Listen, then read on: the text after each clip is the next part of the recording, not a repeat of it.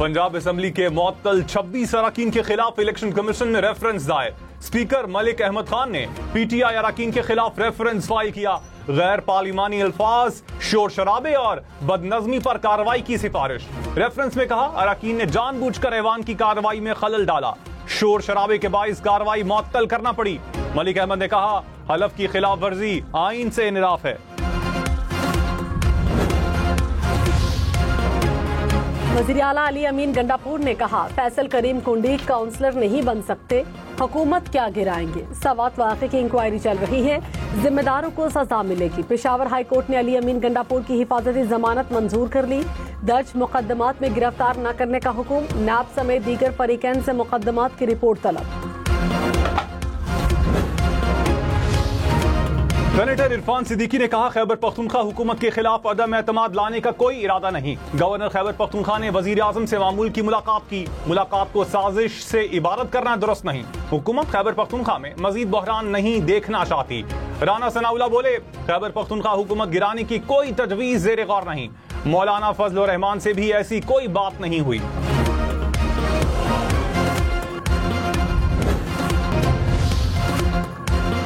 तनख्वाहों में इजाफे पर तनकीद। स्पीकर सरदार अयाज सादी का वज़ीर आज़म को खत, कहा तनख्वाह के मामले से कोई ताल्लुक है न दिलचस्पी।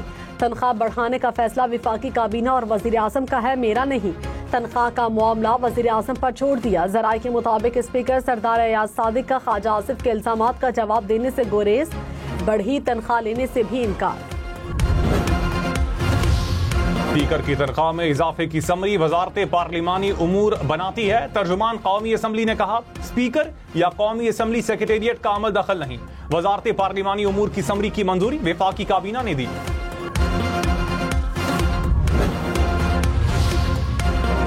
तनख्वाहदार तबका टैक्स देने में एक्सपोर्टर्स और रिटेलर्स पर बाजी ले गया। ज़राए के मुताबिक गुज़श्ता बरस तनख्वाहदार तबके ने 545 अरब रुपए टैक्स दिया।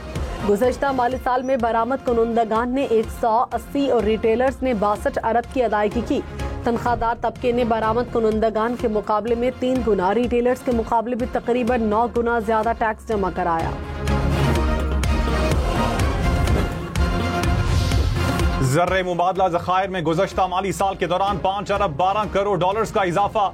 IMF की एक और शर्त पूरी। स्टेट बैंक के पास ज़र्रे मुबादला के ज़खायर 30 जून 2025 तक 14 अरब 51 करोड़ डॉलर्स तक पहुंच गए।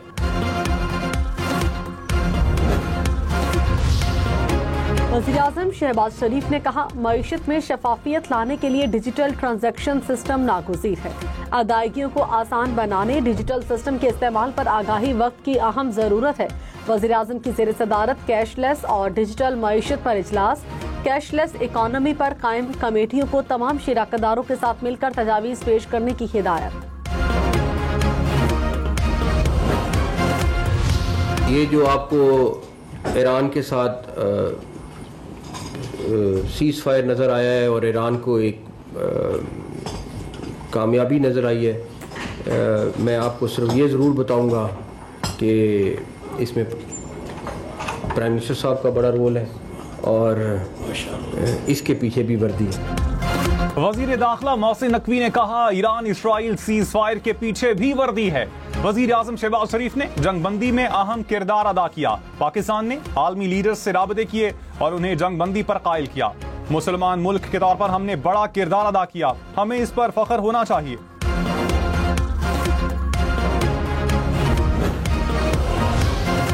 करक के मुख्तलिफ इलाकों में बारिश के बाद नदी नालों में तुग़यानी। 12 साल का बच्चा बरसाती नाले में डूबने से जा बहक। फैसलाबाद समेत पंजाब के मुख्तलिफ शहरों में भी बादल बरस पड़े। चकवाल और कलर कहार में नशेबी इलाके ज़ेरियाब। पहाड़ी इलाकों में लैंडस्लाइडिंग। चनियोर, जड़ावाला, मियांवाली में नशेबी इलाके ज़ेरियाब। खुशाब में बारिश से गली मोहल्लों में पानी जमा हो गया। कराची में बादल बरसे।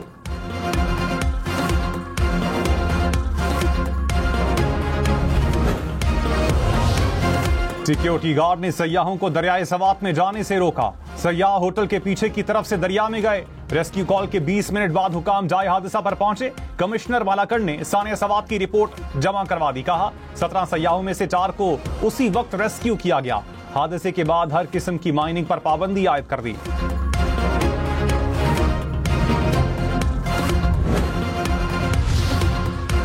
सानहा, सवात के बाद सयाहों की सेफ्टी के लिए क्या इकदाम किए? किसी भी हादसे की सूरत में आपकी क्या तैयारियां हैं? पेशावर हाईकोर्ट का इंक्वायरी अफसर से सवाल पूछा। क्या आपके पास इमरजेंसी की सूरत में हेलीकॉप्टर, हिफाजती जैकेट्स और दीगर चीजें हैं? खुदा न खास्ता क्या आप दोबारा सवात जैसे वाक़े के मुंतज़िर हैं? अदालत ने कमिश्नर RPO हज़ारा से तफसीली रिपोर्ट मांग ली। डस्का के अब्दुल्ला की तलाश के लिए 7वें रोज भी सर्च ऑपरेशन जारी।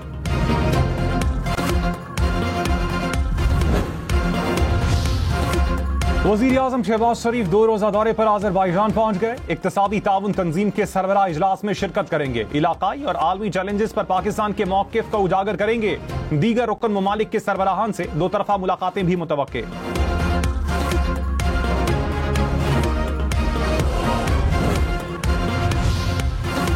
सरबराह ANP एमल वली खान ने कहा, फिलहाल वज़ीर आला की तब्दीली का कोई इम्कान नहीं। अली अमीन नाकिस कारकर्दगी से तवज्जो हटाने के लिए बयानात दे रहे हैं। हर किस्म की हॉर्स ट्रेडिंग को मुस्तरद करते हैं। अवामी नेशनल पार्टी जमहूरी इदारों के इस्तेहकाम पर यकीन रखती है। वज़ीर-ए-आज़म के कोऑर्डिनेटर इख्तियार वली ने कहा, खैबर पख्तूनख्वा इस वक्त बराए फरोख्त है। पैसे हैं तो वजारत आला भी बिकती है। सूबे में निकम्मों और चोरों की हुकूमत है। सूबाई हुकूमत की पूरी तवज्जो करप्शन और लूट मार पर है। 9 मई के 8 मुकदमात में बज़ाहिर बानी PTI ने तहकीकात में ताउन नहीं किया। तमाम केसेस में मजीद तफ्तीश की जरूरत है। बानी PTI की तमाम दरखास्तें मुस्तरद की जाती हैं।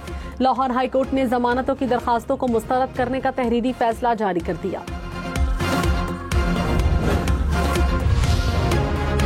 9 मई को थाना रमना पर हमले में सजाओं के खिलाफ अपीलें। इस्लामाबाद हाई कोर्ट ने PTI के 4 कारकुनान को बरी कर दिया। रिहा करने का हुक्म। जस्टिस खादिम हुसैन सोमरो ने कहा, पहले मुल्जिमान की मौके पर मौजूदगी साबित करें। किसी से बरामदगी नहीं, कोई जख्मी नहीं, MLC नहीं, सिर्फ शनाख्त परेड की बुनियाद पर सजा सुना दी। कोई सबूत तो लेकर आए, कुछ तो लाएं, फिर हमको कहें।